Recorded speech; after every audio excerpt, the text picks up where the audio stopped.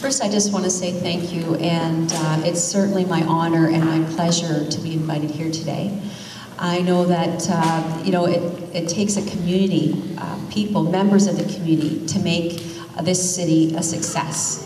And it's wonderful to see that the Latino community is out here this evening to support each other and to support London as a city. I was talking to someone earlier today, and she had said something like, "Oh, I'm so honored to be in the presence of important people."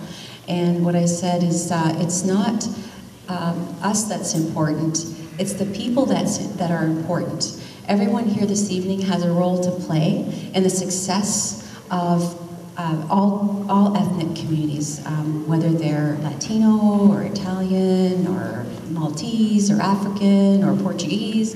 And London is such a diverse community, and what I love about living in London is you get to experience all the communities. And there was a wonderful event that I had gone to, the multicultural event, and that celebrated each and every community that I could imagine and all the positive things they bring to our city. So I wish you all success, and I know you'll have a wonderful group here because I see all the hard work that's been put into it. So congratulations on today and forming your group and being incorporated. So thank you for that.